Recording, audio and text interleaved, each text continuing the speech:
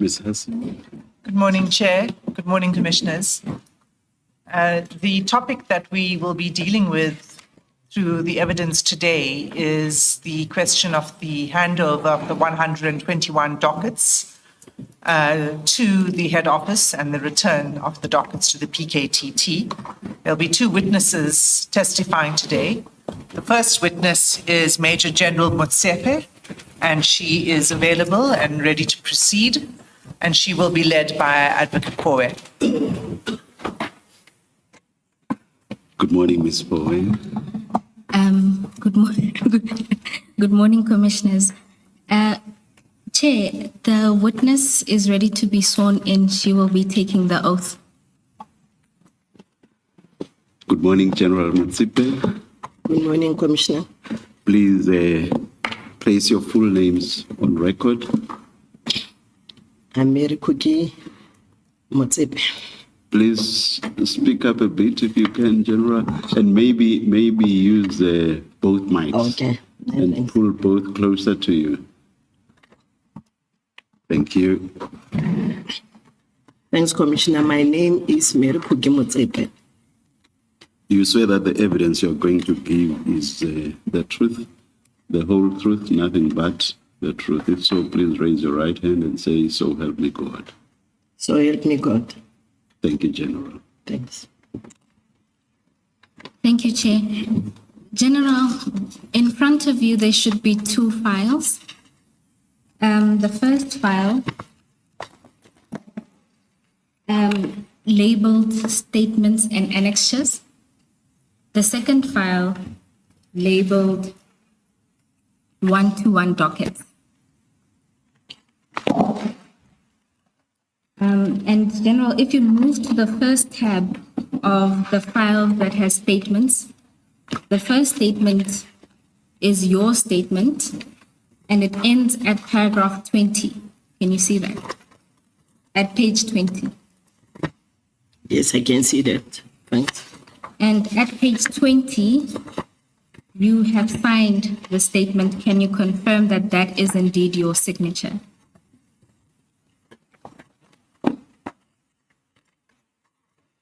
Yes, Commissioner.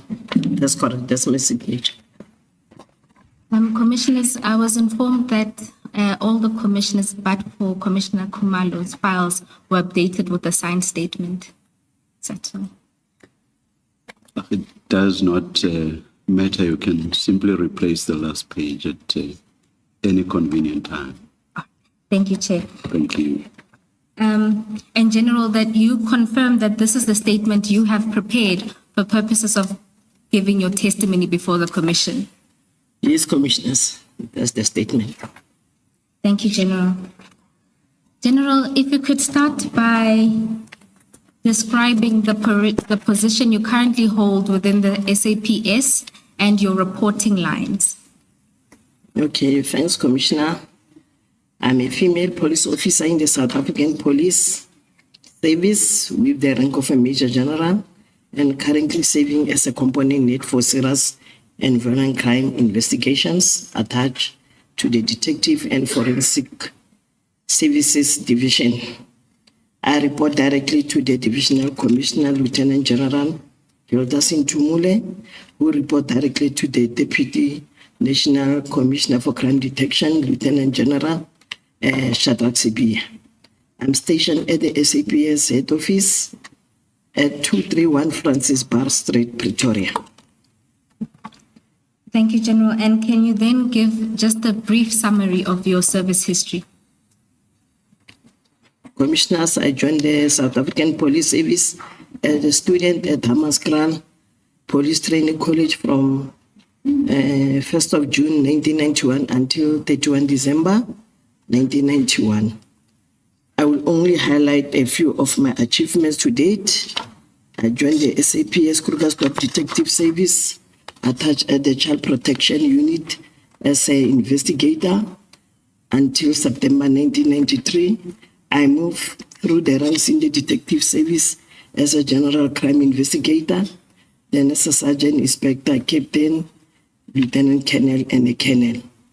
On 1st of May 2012, I was appointed as a Section 8 at National Detective Service with a rank of a brigadier, where I was responsible for inspections, interventions, docket investigations at provincial, station level, and the performance monitoring thereof. In August 2016, I was appointed Gauteng Provincial Deputy Commissioner for Crime Detection as a Major General. Until 31st December 2018, I was later transferred to my current role as a National Detective Service as a component head of serious and violent crime. I'm holding a diploma in police administration, BTech policing. I'm also in possession of relevant detective courses and leadership courses. Thank you, General. You've set out in some detail your roles and responsibilities. Can you give us a summary of that, your current roles and responsibilities and the units that you oversee? Okay, Commissioners, my role and responsibility within this Division Detective and Forensic Services as the National Component Head for Serious and Violent Crime Investigations. I'm responsible for the effective and efficient investigation of serious and violent crimes. I'm responsible nationally for investigation, monitoring, and evaluation of the performance of the following units: murder and robbery, National Investigation Unit, stock theft and endangered species, taxi violence, and also the monitoring of the tracking teams in all provinces. According to the mandate of the Serious and Violent Crime Investigations, political killings fall within murder and robbery units, which is within my component. In fact, there are dockets that were given to political tax team that were originally dockets within my components. There are also officers and members from my component who were deployed by the PKTT to join as investigators, but most of them returned to the national and provincial office. Thank you, General. We'll then move into your involvement in handling the 121 dockets. You say that you first found out about the dockets coming to head office in early March 2025. Can you tell the Commission how you found out and what would be your involvement? Okay, Commissioners, I think it was sometime in March. Myself and General Sintumoli, we were from General Sibia's office. It was an informal meeting. When we were about to go out in the entrance, it's an entrance, sort of is a security entrance. That's when General Sintumoli asked me if whether I've heard that the PKTT is disbanded.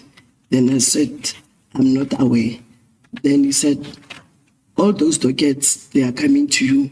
Then I said, it's fine because political killing falls within my mandate. And then she said that they are still busy with the discussion thereof. I will be informed later. And when were you officially then informed of the dockets coming to your office? I was never informed officially. After we have this engagement, myself and General Sintumo, I received a call on the 27th of March. It was about 18:45 when I received a call, and General Sintumule alluded that is from a meeting. Then she said, General, where are you? By that time, I was not in the office. Then she said, can you please accompany me to the Office of Crime Intelligence, where General Skumalo is a divisional commissioner to collect the docket of the PKTT.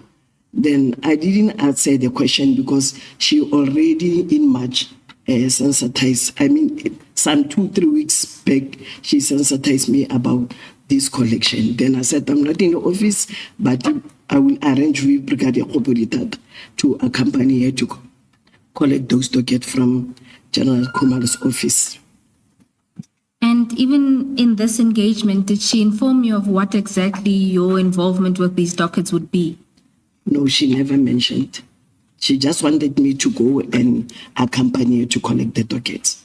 She never elaborated further. Thank you, General. And then on the 28th, the following day, the dockets were then collected. Can you tell the Commission about this? Yes, on the 20, after arranging, let me go back a little bit, Commissioners.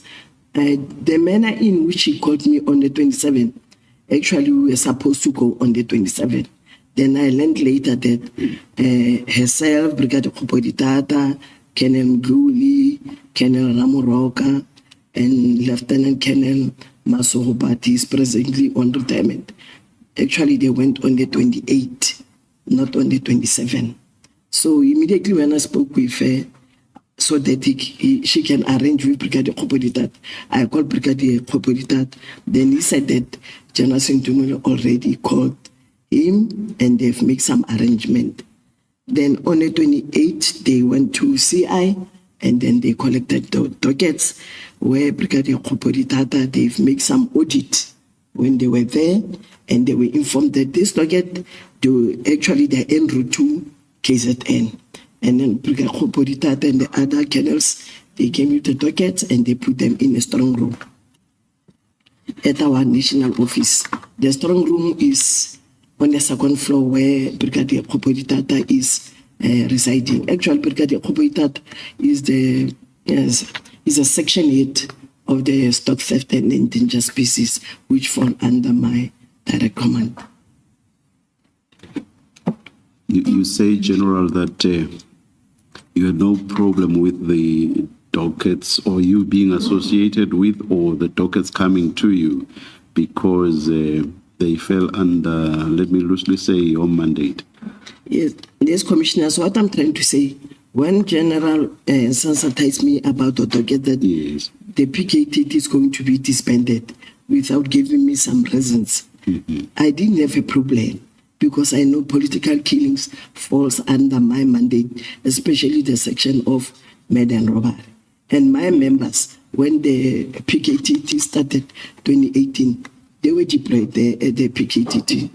I know the works of the political tax team there because I think during 2019, I also went to visit where Major General, the now Divisional Commissioner Kumalo, was in charge of the tax team. yes. So I understand the point about the dockets falling under your mandate. But what I would like to get clarification on is why the dockets had to come to head office. Did you ever get to understand that? No. From the onset, I didn't know why they were coming to you. I will elaborate when we go through the reasons why they were brought here. Why? But from the Commissioners, what I'm trying to say, from the onset, there were no proper explanation to me why the dockets were taken here. All right. Now I'm saying through my testimony, Commissioners will understand much better All right, why thank they you. were brought here. Thank you, thank you. Thank you, General.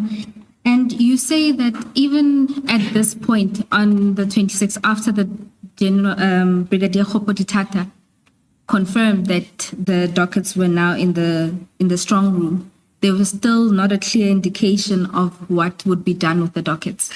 Yes, until such time myself, then I called because Brigadier Kopoditat already informed me that whilst they were there at the crime intelligence offices, General Mchunu told them the dockets will go to back to KZN. Then I think the first week of April, it was on Friday, the 5th, if I'm not mistaken, I called General Mchunu just to find out, General, what now is going to happen with this docket because nobody is saying anything to us. Then she said that actually this docket, they are supposed to go back to KZN, to the PKTT. Then I asked the question, why now, what is the reason of the docket being here? Then they must go back to KZN, back and forth, because I see it doesn't make sense. Then she said that she still have to make some arrangement to call General Mchunu about us to take the docket back to KZN. To your knowledge, when exactly had the dockets arrived at head office? I'm asking that because you are basically saying as early as March, there was already talk that the dockets should go back to KZN. When had they arrived at head office? The docket arrived on the 28th of March. and talk for them to go back was when? Okay, Commissioner, the docket, when they collected the docket on the 28th, already they discussed it there, Brigadier Kopoditata, General Sintumule, and the other officers, that actually this docket, they are only here for auditing, because they audited them whilst they like the counting. They counted from 1 and then the number was 118. And then actually they were here for auditing, so the General Sintumule as a divisional commissioner, she's going to hand them back to KZN. So actually the docket came to our office on the 28th of March. Meaning, even as they arrived, the idea was for them immediately to go back as soon as the auditing process had been finalized. Yes, but General Sintumule was supposed to make arrangement first with General Mkwanas. That's when myself now, I called the General. I had Brigadier Kopodita. No, I just wanted to understand the purpose for them coming to head office. Yes. So they are coming up purely to be audited, meaning that as soon as that auditing process had been finalized, they would go back. Yes. So that's your understanding. Yes, Commissioner. Why could the auditing process not take place in KZN? Why did the dockets have to come up to head office for that simple process? Commissioners, really, I don't know. Maybe General Sintumule, when she comes to testify, if she will come to testify, maybe she will explain the whole process. But that's what I heard from Brigadier Kopoditata, because I was never part of the previous meetings which led to the disbandment. So maybe she can explain that, why they were brought here, audited, and again back to KZN. Thank you. I have never understood that it was General Sintumule's instruction that the dockets should come to head office. Was it not a higher-up instruction that they should come to head office? I think, Commissioner, when I go through the testimony, that's when I said, Commissioner will understand how did those documents come to You see, I'm raising these questions because they relate to this fundamental question of why they had to come up in the first place. Yes. Now, you have said General Sintumule is the one who would have to explain why the dockets had to come to head office for the simple auditing process. So that's why I'm now referring to perhaps the person who would have to explain is the person from whom the instruction came originally. So it's in that context that I raise this. But if, as you say, you are going to say more on this later in your testimony, I will leave it at that. Okay, thanks, Commissioner. I will leave it there at this stage. Thank you, Chair. General, and you say that the auditing process was done within the day. Is that your testimony? Yes, they've done the auditing at the Office of Crime Intelligence. Before they brought the docket here, the auditing was done there at Crime Intelligence. And they even, there was a handing over certificate and some minutes which were written down, where General Sintumule and General Kumali signed both. And then in attendance were Brigadier Kopoditata together with other members from Crime Intelligence. I don't know, is it PKTT, but I know Brigadier Kopodita's name is also appear in the attendance register where General Kumalo and General Sintumule have signed over the handing over of dockets. Thank you, General. Commissioners, for ease of reference, there is a statement in tab 3 of the files. The statement is by Colonel Mzuli.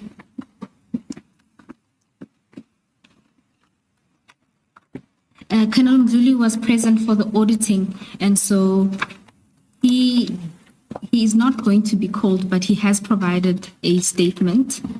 And in that statement, at annexure IM1, is the attendance register of the persons who were there for the auditing process. And at IM2 is the audit process itself. And you will see at page 6 of that document are all of the signatories that were there for the audit.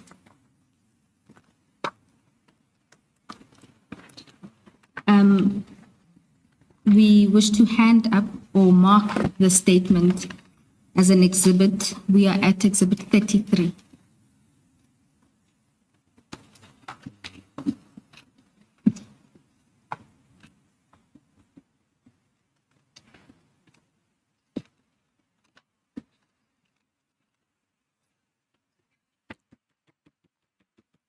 General,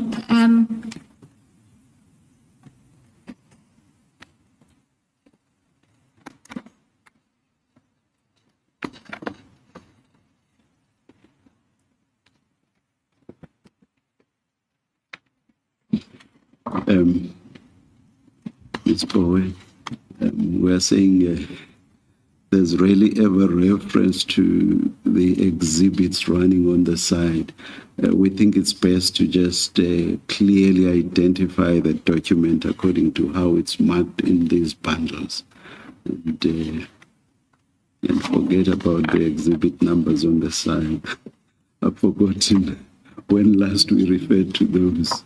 It's been I think it was when Ms. Asim was leading, I forget which witness, but that was quite a while back. We won't get lost, I don't think, as long as we just clearly identify what document it is for purposes of the record and for purposes of us going back to it when we want to. Would that be fine? yes, that's fine, Chair. We have a running list, and so we mark it. I'm sorry. Exhibit 33, witness statement and annexes of Israel Mvuli. Would that suffice? Okay. All right. I just wanted to avoid the reference to we can but subtract. no, let's keep it. Fine. Thank you. Thank you, Chair.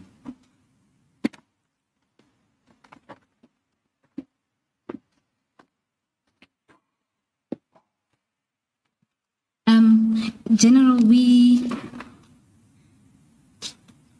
the audit process has been done, and you've now had a conversation with General Sentimole, who had informed you that they need to make arrangements for the dockets to be transported to KZN.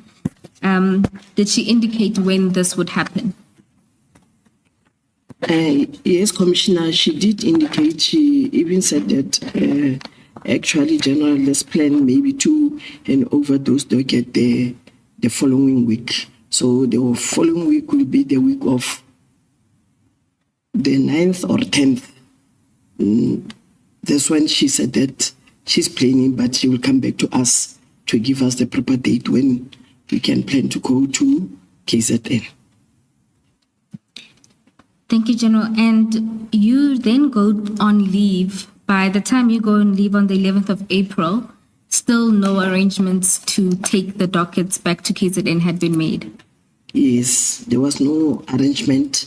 But when I came back from leave during the first week of May, that's when I inquired from Brigadier Tata where actually what transpired whilst I was on leave.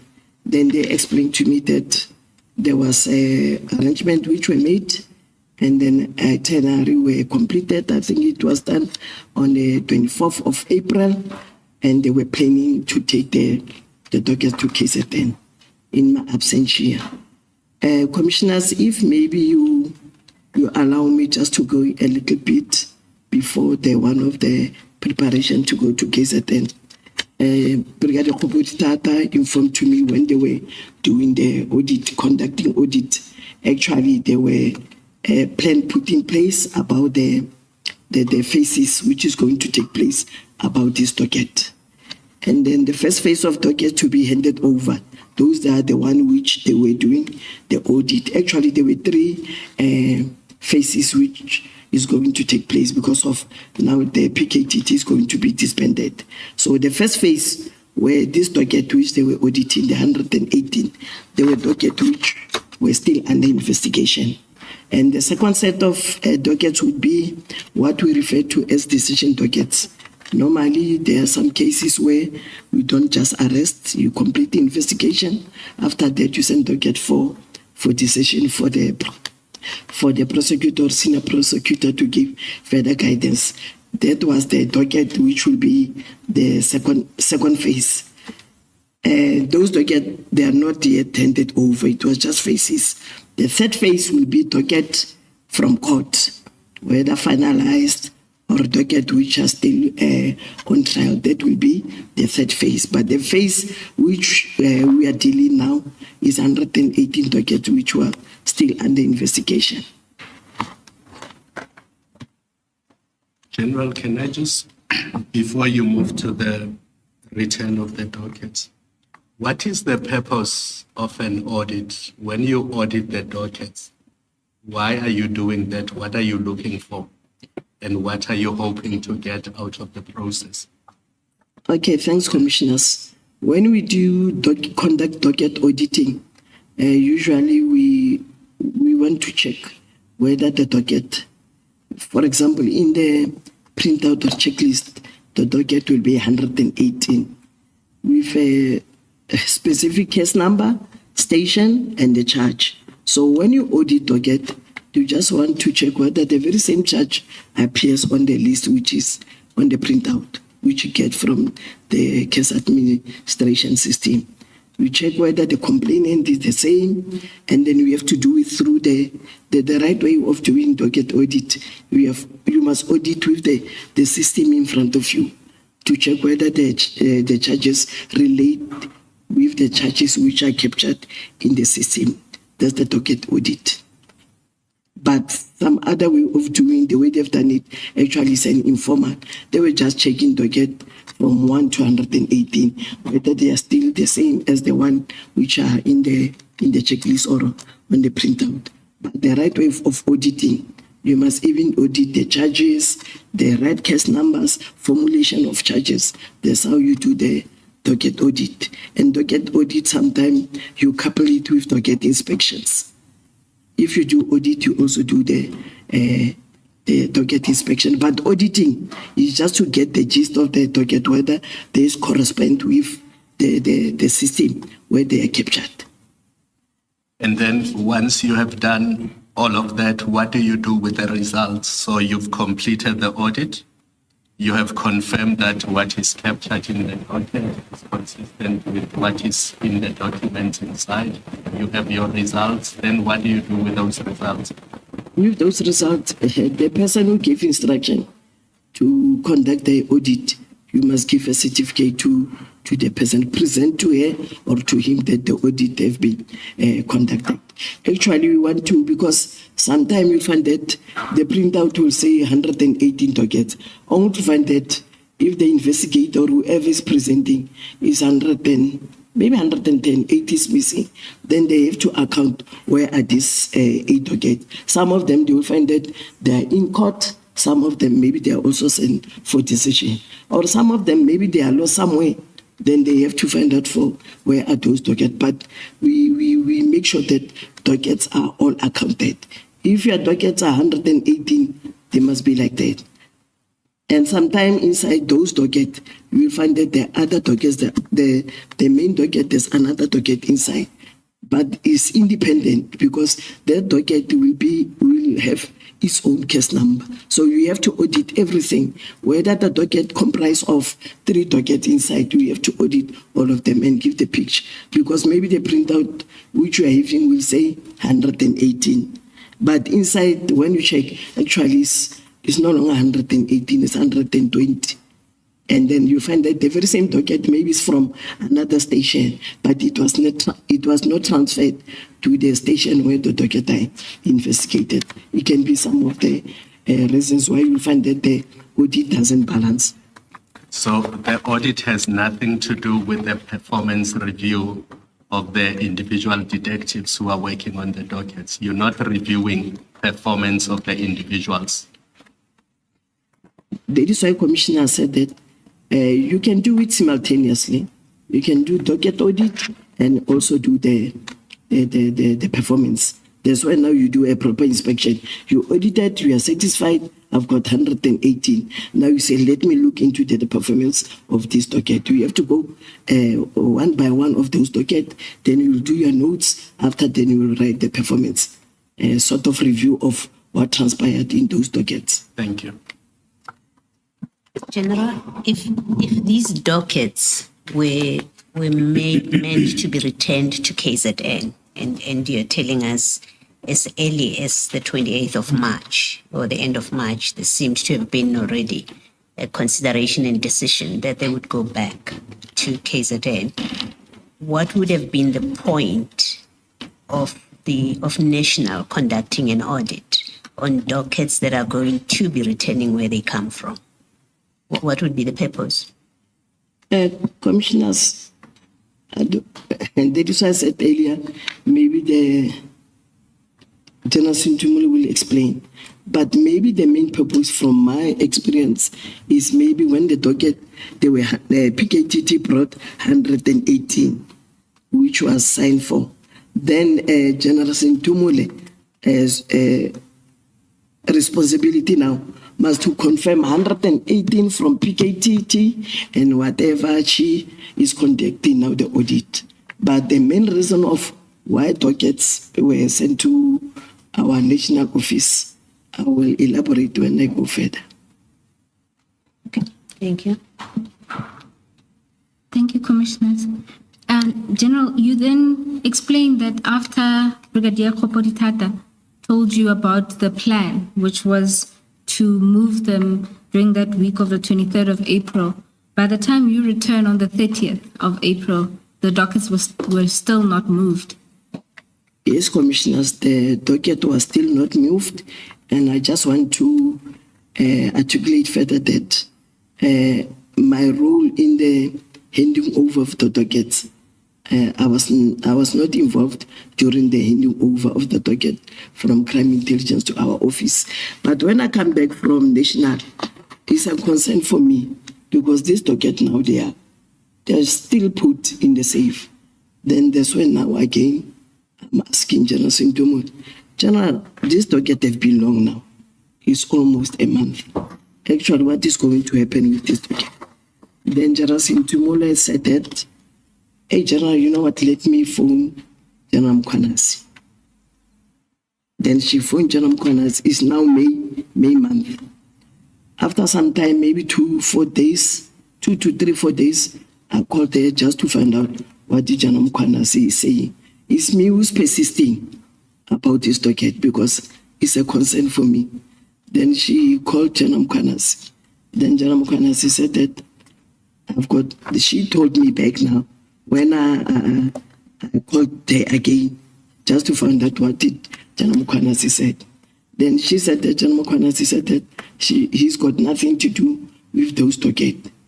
I even said, just like that, as a provincial commissioner, actually those dockets belongs to him. He's the main custodian of the docket as a provincial commissioner. Then she said, hey, I don't know. What am I going to do? Then I said, we must do something. Then she said, let me call the national commissioner. She called the national commissioner. After some days again, I called her just to find out what did the national commissioner response. Then she said that the national commissioner said that General Sibia must ensure, or General Sibia, it is his environment. He can use his own discretion about those dockets. Then on the 20th... Before you move to the 20th, the time between when you first called General Sentimule to find out about movements of the dockets to KZN, and eventually when you follow up with her again, that was a 2 weeks. So again, in those 2 weeks, nothing was happening with the dockets. Nothing was happening with those dockets, commissioners. And when she informed you of General Mkwanasi's refusal, did you ask or probe about why he refused the dockets? Yes, I did probe, commissioners, but I couldn't get the exact answer. That's when I asked Now, what are we going to do with this docket? Then she said she will call the National Commissioner. Then after some few days again, I called her. She said that the National Commissioner said General Sibia must use his own discretion with those dockets. And so by the 19th of May, all that had happened with the dockets would have been that one-day audit that was done on the 28th of March. Pardon me, sorry, Commissioner. That by the 19th of May, the only thing that was done to the dockets would have been that audit process. Yes, the only thing which was done was the audit process. Nothing was done. The docket was still in the strong room. Okay. And then you say that on the 19th of May, you are then called to a meeting with Generals Sibia and Sentimule. Can you tell the Commission about this meeting? Commissioners, on the 19th of May, I was called by General Sentimule. Then we went to General Sibia's office because myself, General Sentimule and Sibia, we are not sitting in the same office. General Sentimule is sitting here in Acadia. Myself and General Sibia, we are at the main head office building. Me, I'm on the side of, on the sixth floor. General Sibia is on the other side of the 7th floor. When I arrived there, I found General Sibia and General Sentimule. Then General Sibia said that maybe I've already heard that General Mkwanase refuses the docket, and the National Commissioner now says he must use his own discretion in those dockets. Then General Sibia said that because of the political killing falls under your mandate, under your component, now the ball is in your court.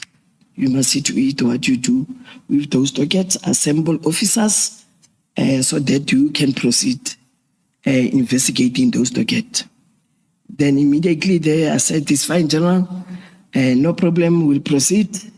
Then I phoned Brigadier Khopolitata just to assemble officers. And then I even mentioned, can you get Colonel Mdluli and Colonel Mashile? And then they must identify some other officers.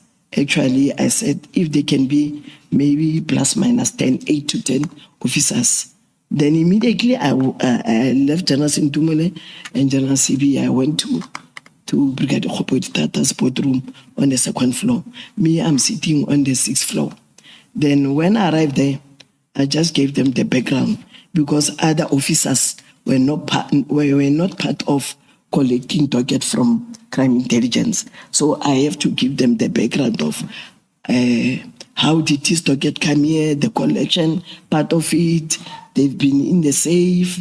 I've been called. Now I think we must do something. It's been long for this docket to be here. General, you have told us that the dockets came up to head office for a very simple process, which was to audit them. Let's leave aside the fact that it does not make sense why they would have had to come to head office for that simple exercise. Now, all of a sudden, they are to be investigated. Do you know what informed the change that is now they must be investigated? What informed that? Commissioners, when I was called to General CBS office together with General Sentimule, the explanation was because of General Mkwanase said it's got nothing to do with those dockets.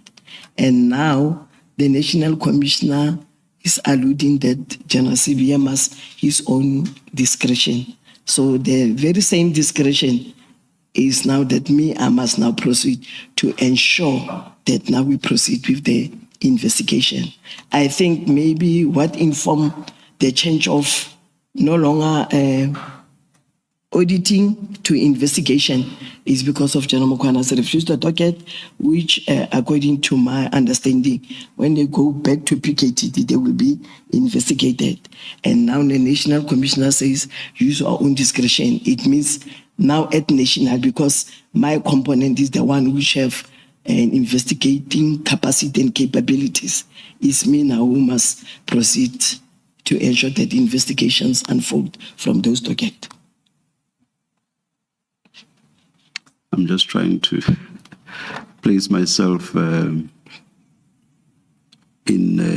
General Mkhwana's seat. The dockets are taken for a purpose that does not make sense, purportedly to conduct this simple process, which is to audit them. And it just doesn't make sense that they should have come to Gauteng for that purpose. In that sense, perhaps one can, and I'm going to invite your comment on this, one can understand why General Mkhwanazi would have reacted the way that he did. If you wanted the dockets purely to audit them, why take them to Gauteng? It's true, Commissioner. I also put myself in the shoes of General Mkhwanazi. You can't just take docket and you say it's simply audit, then later proceed with investigations. Because you could have audited them in KZN. I'm not talking about you. I'm talking about those who wanted purportedly. I'm not even saying that I'm accepting that the real purpose for taking them was to audit them. Could have been done in KZN. Simple exercise as you've explained it. Yes, Commissioner. Yes, Ms. Paul. Thank you, Chair. General, in paragraph 19, you say that in the meeting you were asked to assemble a team. What did you understand that to mean? Was it to assemble a team within the national office in the same vein as the task team, or what does that mean? No, it was not on the same vein as the tax team commissioners, because immediately when General Sibia said that assemble a team, then I said, General, let us not be seen as if now we are doing a team because of, according to yourself and General Sintumot, the PKTT is disbanded. Now we are forming another team. I will get the officers from the section. Yes, it can be, we can say a team, but it's not a team. It's not a tax team. Actually, it's not a tax team per se. It's just members from different sections, because I was taking members from stock theft, National Investigation Unit, together with the Medan robbery, just to go and, because they're detective, we are all trained, we can also conduct the investigation, irrespective of the task team. General, what did you mean by that, and why did you think it was necessary to say you should not be seen to be creating a team to replace the PKTT? Commissioners, why I emphasize of let it not be seen as a team, because the PKTT is a team, which was a tax team, is disbanded. But now we come up with another team. But in a layman's world or way, we can say it's a team. Just to take 2, 3, 4, they become 10 officers. Me, I was preferring to be an investigating team, just to proceed with the investigation. That's how I made it to be understood in that way. Let us not be seen as making another team, because the PKTT is disbanded. I will take members from the different sections. Then it will be a team which will be, but not a team with all those responsibilities of how the PKTT were conducting their investigation in KZN. It's not a tax team. I didn't want us to name it a tax team. It's not a team. It's an investigating team who's going to conduct investigations, not a tax team. Thank you. General, is it fair to say that you had accepted, you were told that the task team, the PKTT, had been disbanded? That was your understanding, right? Yes, that was my understanding. Is it fair to say that there was no documented plan, a written plan, that was going to deal with the after? What happens after the PKTT is disbanded? Who's going to investigate these KZN political killings, what is going to happen to the dockets? Who's going to be the custodian? Who's going to account to the families in KZN who lost their loved ones? Who's going to account to the courts and the prosecutors in KZN about the cases they were involved with and the dockets they were involved with?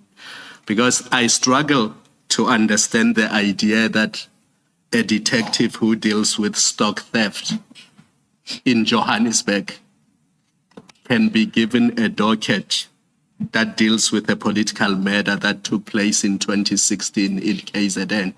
And that person sitting in Johannesburg can then investigate that murder and get to the conclusion of the investigation, whatever that is.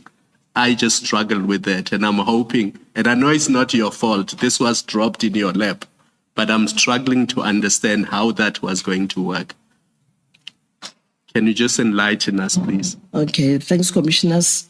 Commissioners, after the meeting with, maybe I must proceed with now to what the commissioner is asking now.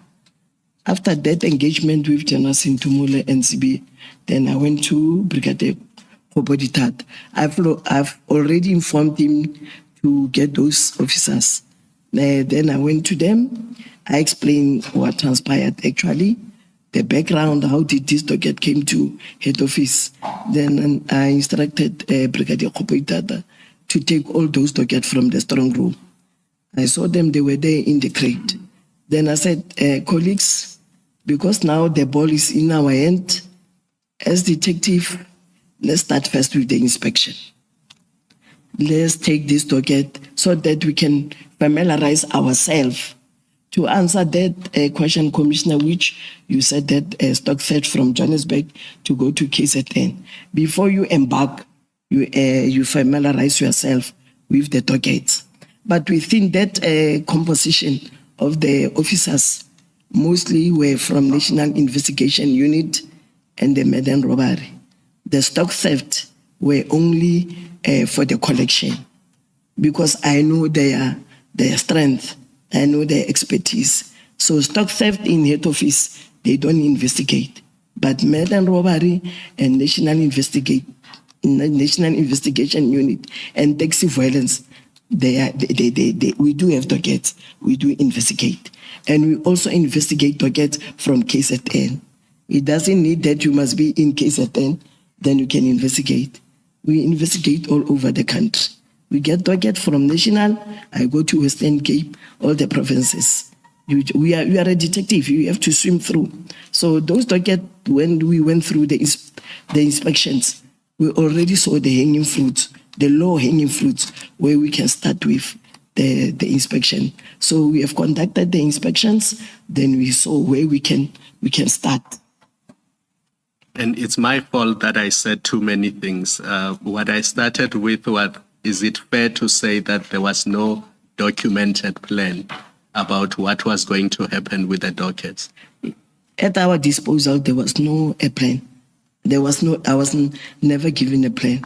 The ball was in my hand. I have to devise a plan, and I devised a plan. Thank you. Okay, thanks, Commissioner. Thanks, Commissioner Kukumalo. General, in paragraph 20, before we go into the inspection, at paragraph 20, you talk about the reasons that General Sibia gave you for the disbandment. Can you talk to the commissioners about that interaction with General Sibia? Okay, commissioners, I just want to mention that after I've engaged with Brigadier Koboditat, then I think after a day, I went to General, because now the docket is with me. They are no longer going to KZN. I just want to find the jigs of why this docket were taken to us. I have to ensure that now investigation unfolds. If Commissioner maybe allow me so that I can read this paragraph verbatim. Okay. Paragraph 20. Or let me start with paragraph 19. Okay, no, commissioners, let me go straight to paragraph 20. I instructed my team to conduct an analysis of the dockets and to prepare a detailed report on their findings. This exercise commenced on the 19th May 2025 until 30th May 2025. I recall that when I was told that my team would be conducting the investigations, I asked General CBA for the real reasons for the disbandment of the PKTT. He told me that according to the approved organizational structure, the PKT must cease to operate and fall under murder robbery, which is a section under the serious and violent crime investigations, and of which I'm the component head. I'm aware of the study and the organizational structure. All that was required was for the murder robbery unit to be properly capacitated, but the structure was already in place. General Sibia also said that there had to be a fair representation of the murder and robbery sections within the 9 provinces, not just in KZN, and that the budget allocation for the PKTT was a problem because it was disproportionately higher for the PKTT in KZN than any other unit dealing with the same type of crimes. General, when General Sibia tells you about the organizational structure that is there and that the PKTT must now cease to operate and fall under murder and robbery, you conclude in that paragraph by saying all that was required for the murder and robbery units to be properly capacitated, but the structure was already in place. Yes. Does that mean, in that last part, does that mean that as at the time that you get given the instruction to now proceed with investigating these dockets, the murder and robbery units in the new structure were not properly capacitated at that point? Commissioners, the structure is there. Yes. But when you go to other provinces, you will find, especially Smolanyana provinces, you will find that the structure is not fully implemented because of capacity reasons. Let me take an example of Limpopo. In Limpopo, the structure is the same, but you'll find that the National Investigation Unit, which in the provinces we call them Provincial Investigation Unit, they are no longer functional like in the past when this structure was introduced. So the members who were working under the Provincial Investigation Unit are now falling under the murder and robbery. So actually the plan is the structure must be fully implemented. Like when you go to Limpopo, you'll find the structure as it is, like a Provincial Investigation Unit, murder and robbery, taxi violence, stock theft, and also the tracking team under the serious and violent crime. So is the short answer that as at the time of this reason given to you by General Sibia, the murder and robbery units were not fully implemented No, yet? the murder and robbery are fully. That is why from the onset, commissioners, if you can recall when General Senzo was saying the political killing are coming to you, then I said that it doesn't make there's no problem in that one because political killing falls under the mandate of serious and violent crime, murder and robbery. Yes. So the structure is there. Yes, what I'm trying to understand is when you say it wasn't properly capacitated, those units were not properly capacitated, why is that relevant to the decision that you are now being asked to implement? Maybe Commissioner don't understand your question. So you say, General Sibia said to you that he told you that the approved organizational structure, under that structure, the PKTT must cease to operate and fall under the murder and robbery units, right? Which were already there. Yes. Right? But you further on in the last paragraph, in the last sentence, you say all that was required for the murder and robbery units to be properly capacitated. So let's stop there. Let's stop there without reading the rest of the sentence. What I would like to do to understand is what does it mean when you say all that was required now, all that was left was for those units to be properly capacitated, and how, the second part of my question is how that would affect this decision that you are now being asked to implement, if at all. Actually, Commissioner, the way I understood General Sibia, the reason of disbanding the PKTT, actually the PKTT must be capacitated into the maiden robbery of KZN, where the structure is already in place, even though in some provinces it's not fully capacitated because of issues of resources, human resources. But in KZN, there's a maiden robbery under serious and violent crime at the province. So now when you disband this PKTT, some of the members of PKTT actually, they are not all from KZN, they are from other provinces. So when they go back to, if it is disbanded, members go back to their station or unit of origin, because some of them, they are not actually from the specialized unit maiden robbery. They were taken from the stations. Yes. And then now they are at the PKTT. So when this PKTT is going to be disbanded, some of the members will go back to maiden robbery of, if they are members from KZN, they will go to the maiden robbery of KZN, and the others will go to their respective. So was it your understanding that the members of the PKTT, the now disbanded PKTT, when they go back to their stations, all of them were now going to slot into murder and robbery unit? Was that the plan?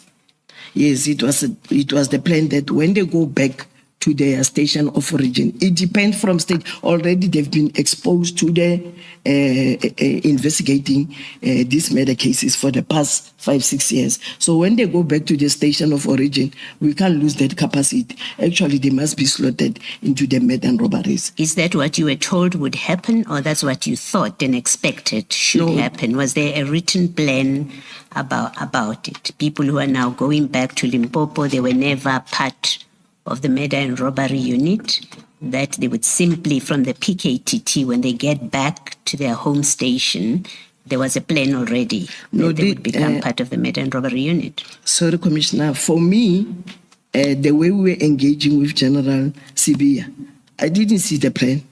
The plan was discussed through the executive management, where Generals Sintumule, Sibia, and the others were in that meeting. The plan which I'm just alluding now is through the engagement when I'm asking why the PKTT must be disbanded. That is why I say I'm aware of this study, because I'm also the signatory to that study of this establishment of the murder and robberies and other sections. And the reasons for that study to be conducted for this organizational structure is because of we used to have a lot of tax teams which were consuming a lot of money. So when the study was conducted, was how it will be best if maybe the old murder and robberies, the old SANAPs, narcotics, they can come back and then can be capacitated. Because of if you deal with only tax team to address a certain threat, sometimes you lose it, because most of the members of the tax teams, they are not developing.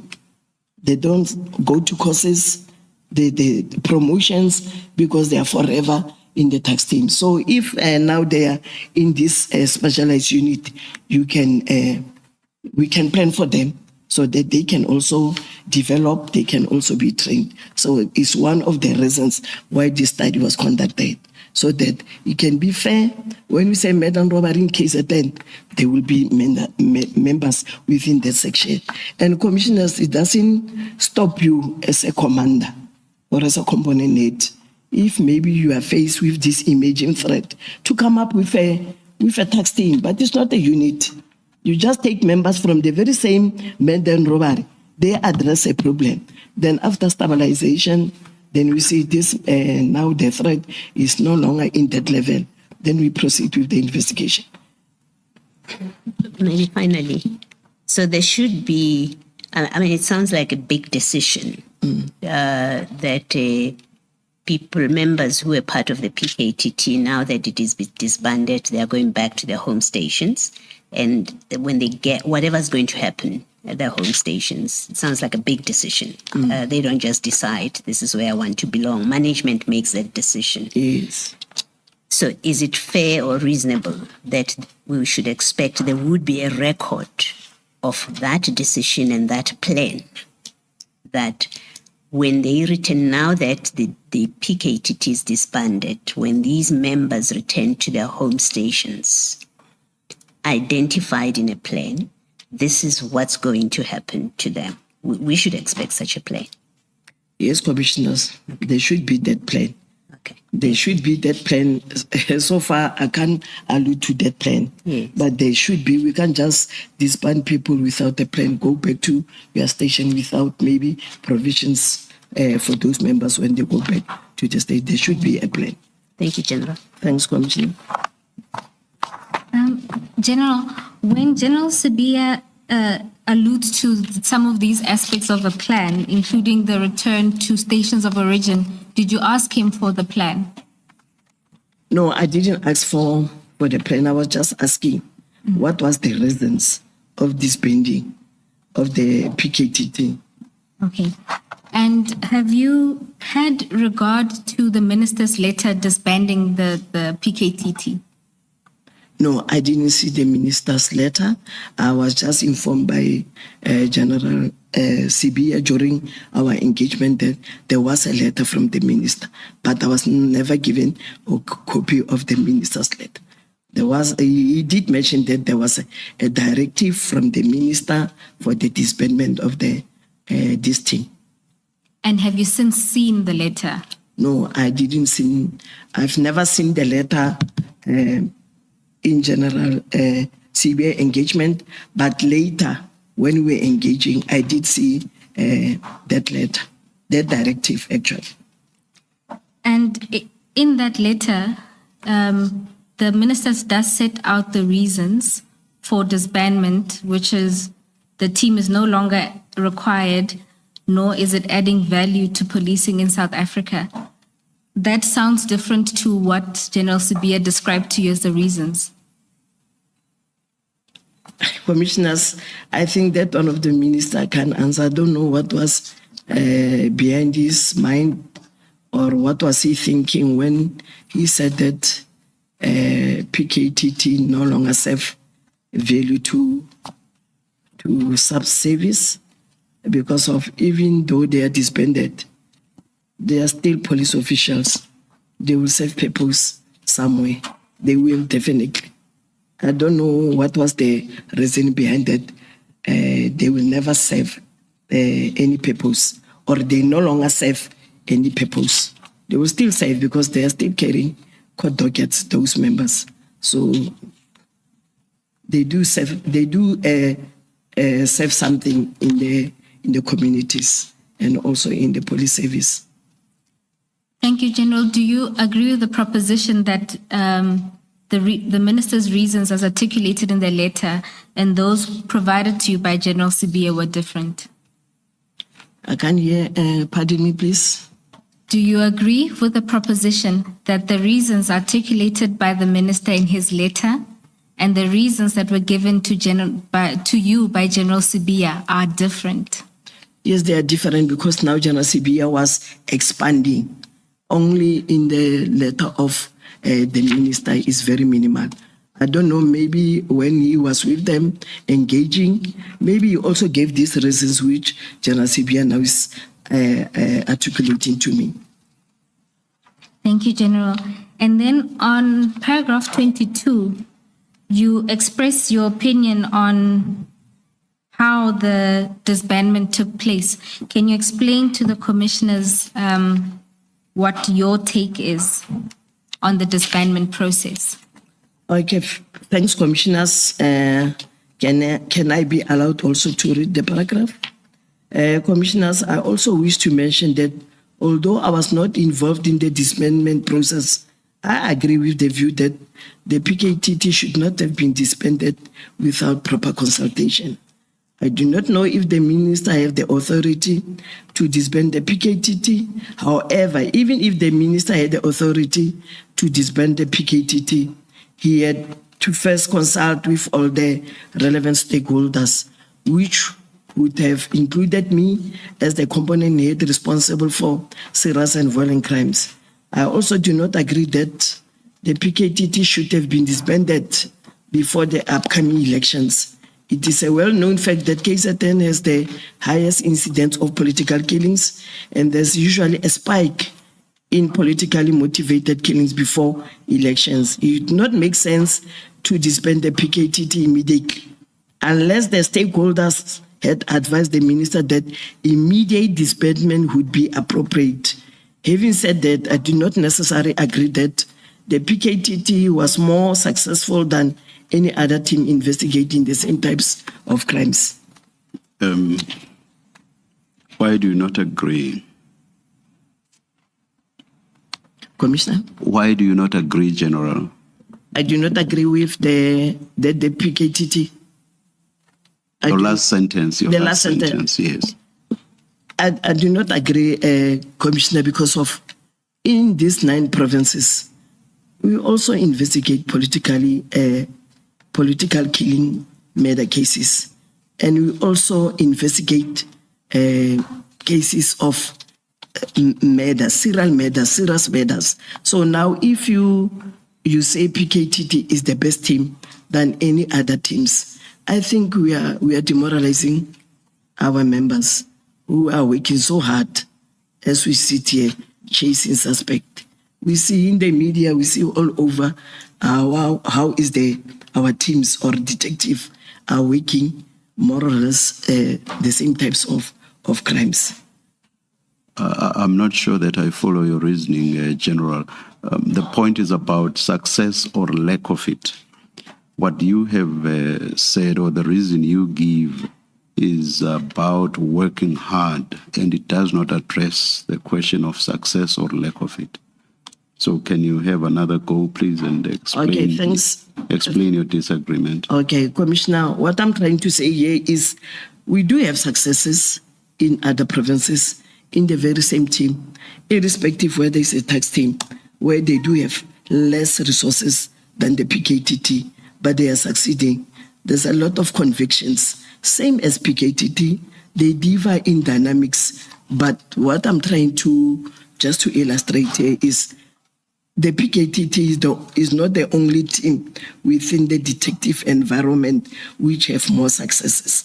Other teams in 8 provinces without tax team, with the Mayagra resources, they also have great successes, Commission. I just wanted to bring to this attention that it's not only the PKTT which have higher successes, they also contribute to the performance like any other province which are also contributing. Commissioner. Let's take one example.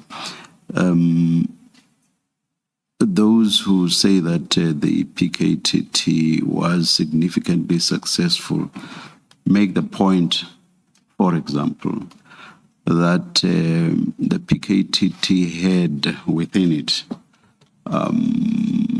ballistic experts, for example, and therefore within the PKTT you would not find the delays that you ordinarily find with the ordinary investigation of crime.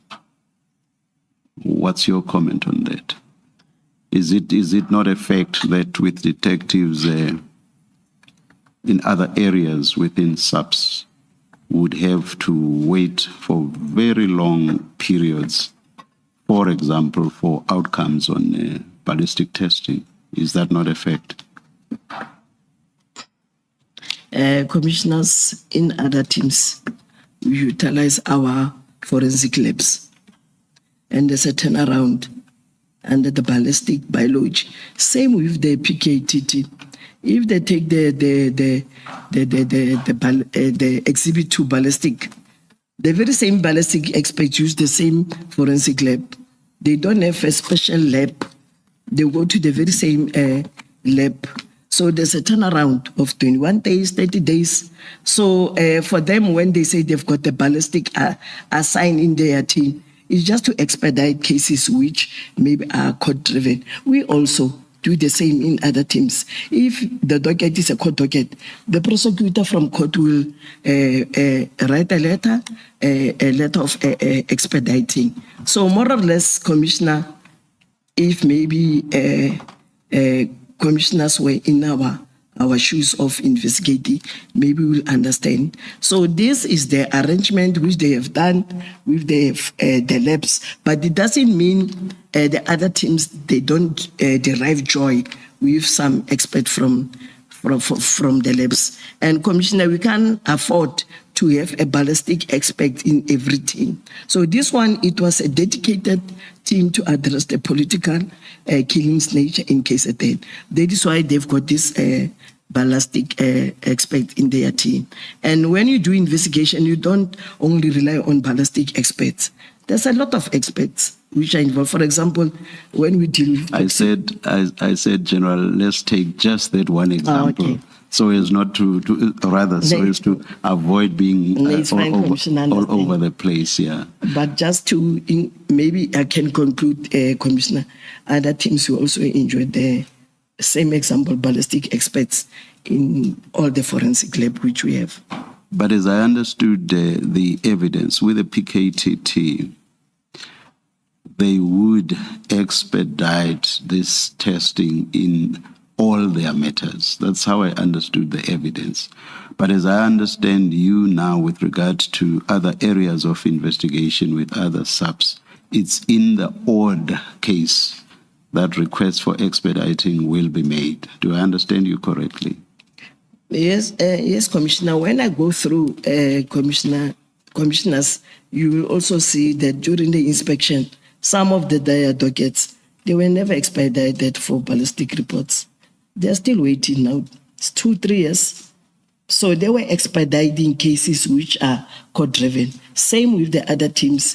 If we arrest a suspect, we request the exhibit to be expedited through the prosecutor request. They also expedite those exhibits. So for them, this docket 118, some of them, the DNA is still outstanding, ballistic report is still outstanding because of the agreement or the manner in which we work with the courts, because we know our forensics are overwhelmed with a minimum capacity of experts.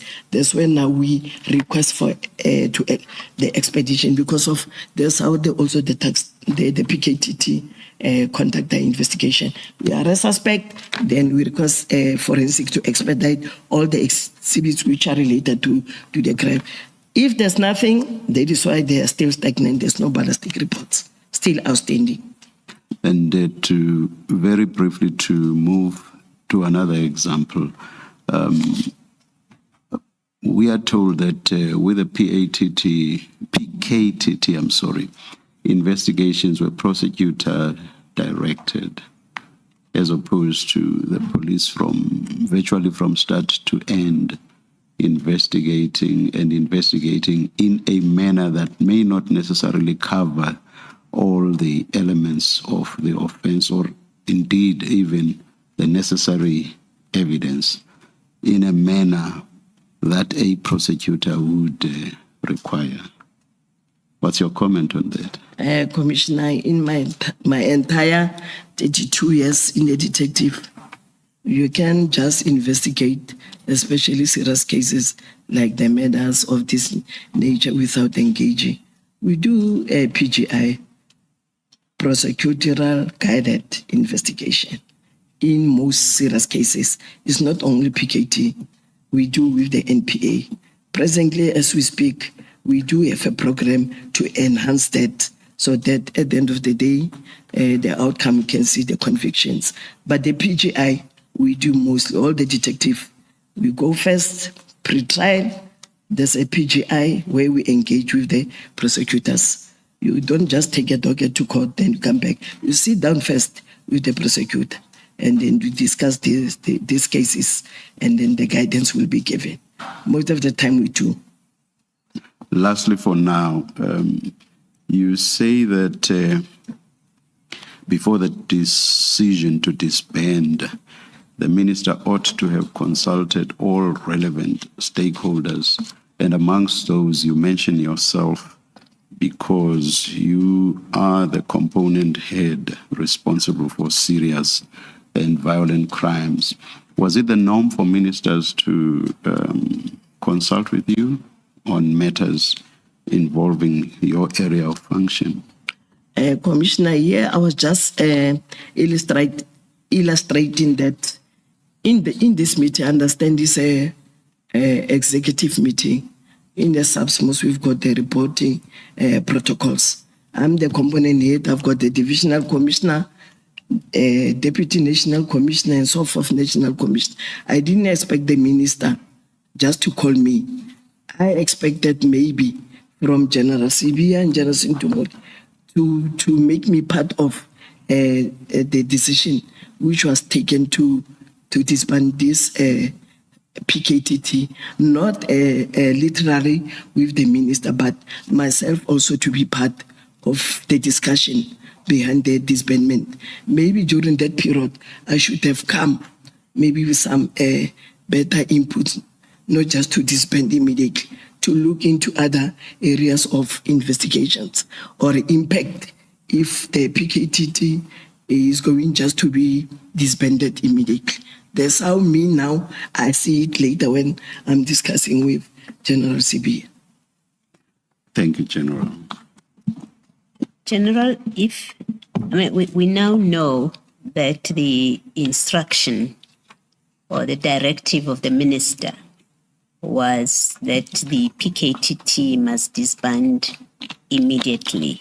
And it seems General Sibia must have understood it to be, it must be given effect to immediately. That's why the requests about the dockets, as we've now heard from other evidence.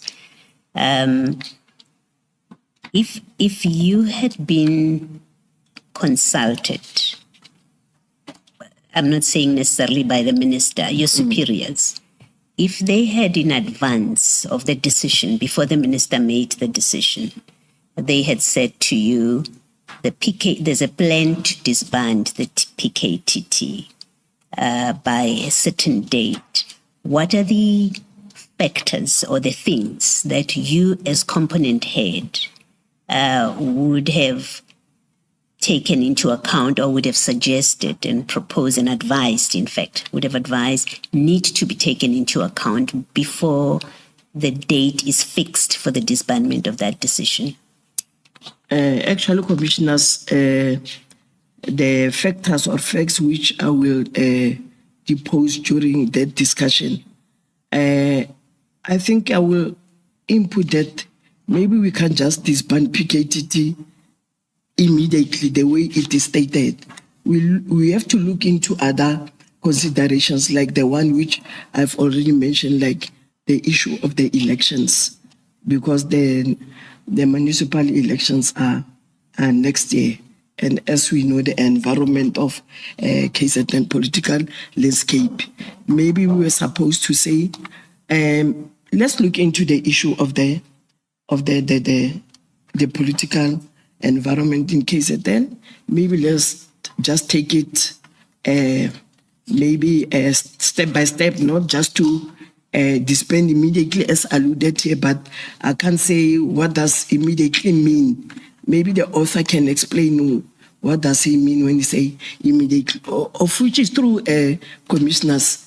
These tax teams really, we spent a lot of money on these tax teams. Maybe we were supposed to take a gradual phasing out, not just bring docket, then phase 2 it will be this one, and phase 3, just gradually. And then we put it into a test. Maybe, for example, when we say gradually, then we take a test for 3 months or 4 months.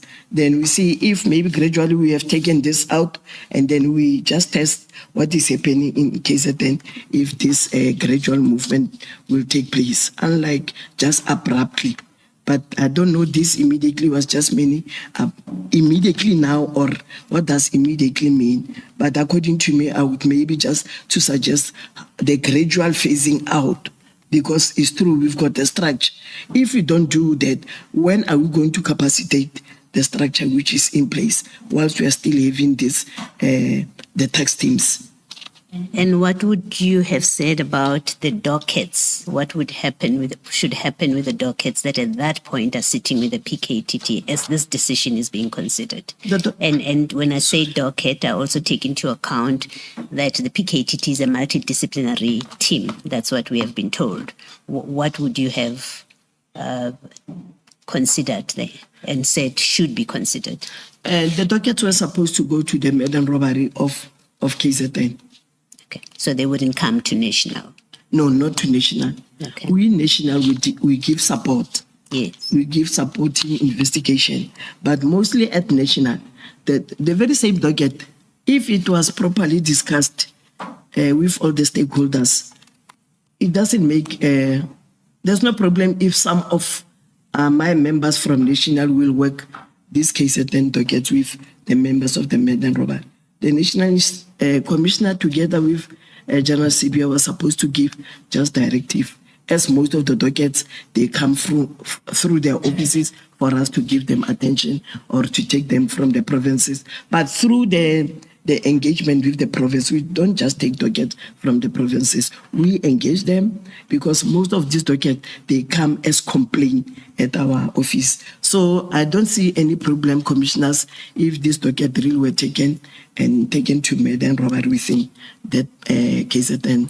And what about the staff, the members who at that time are members of the PKTT, and you've already said they come from different stations and provinces? What would you have said should be taken into account and how it should be handled if you had the opportunity before the decision was made? Okay, Commissioner, I would say those members, because they come from different provinces, but now they are carrying dockets of KZN, they will be within that murder and robbery investigating those dockets there. Some of them, they will say because they belong in KZN, we will maybe encourage them maybe to put some transfers to be permanently maybe posted there in KZN. Some of them, they do that. They work all over the province for some few, for a period. Then some of them, they are already interested there.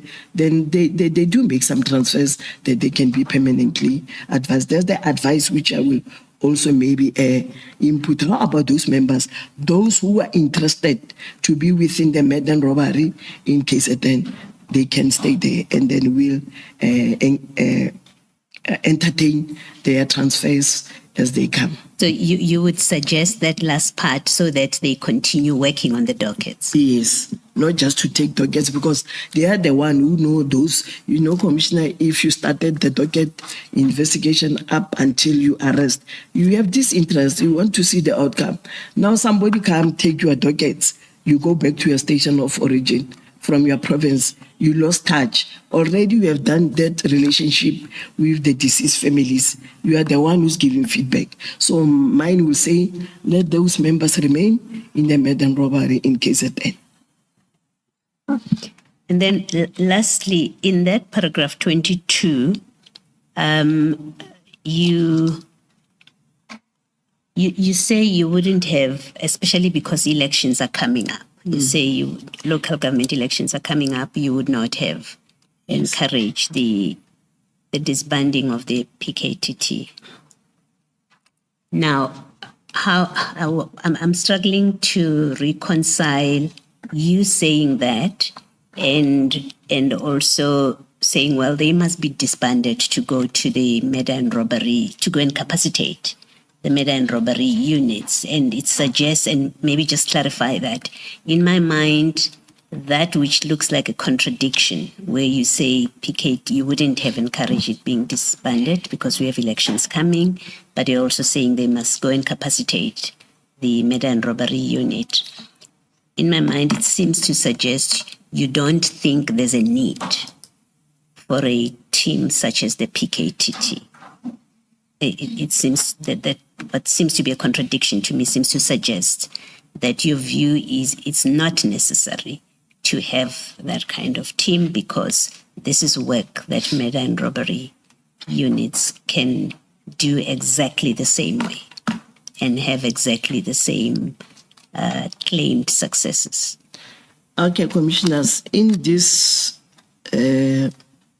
statement, paragraph 22, actually I was just showing that if maybe proper consultations were done together with all the role players within the serious and violent crime, I would suggest to them that for now, let us wait for the municipal elections, because we all know what is happening in KZN during the elections.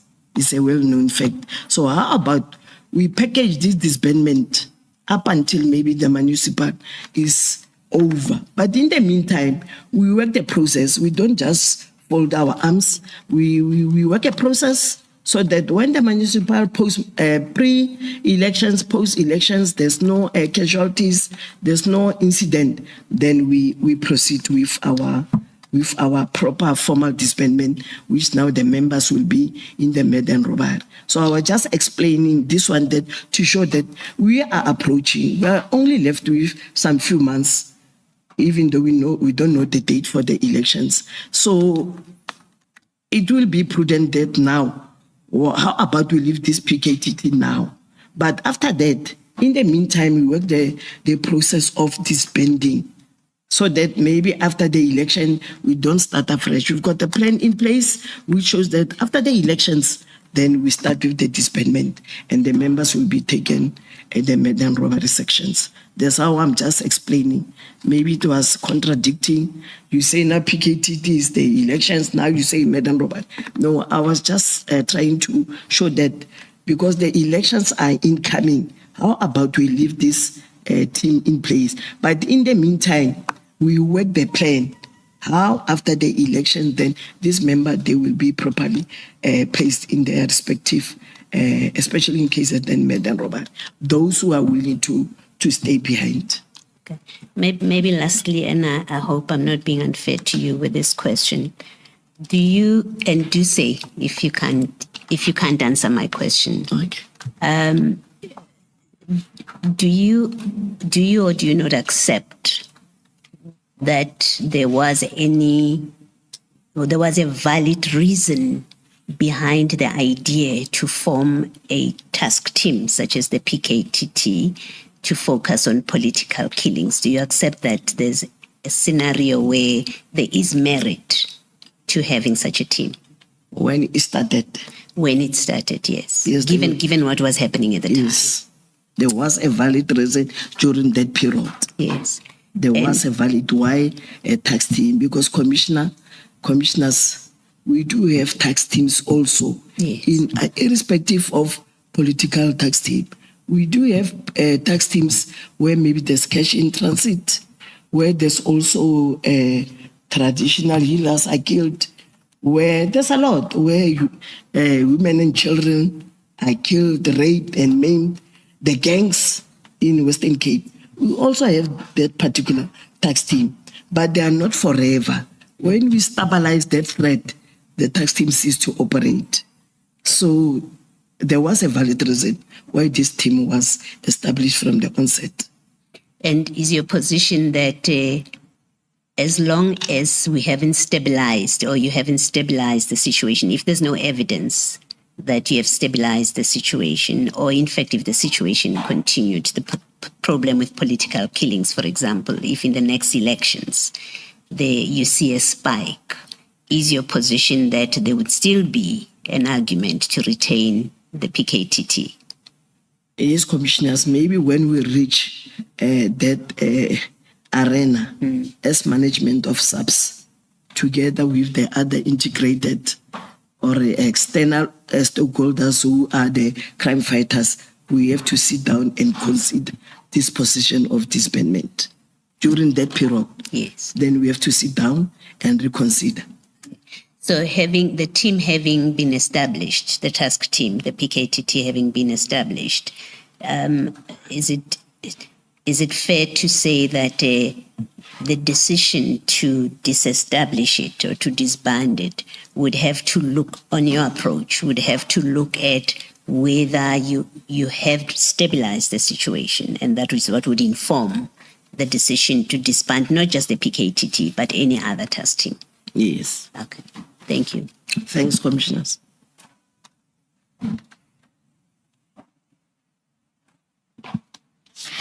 Commissioners, we're debating if this 1 minute can be used, but we will ask for a 1 minute early adjournment for tea. Let us adjourn and resume at 11:15.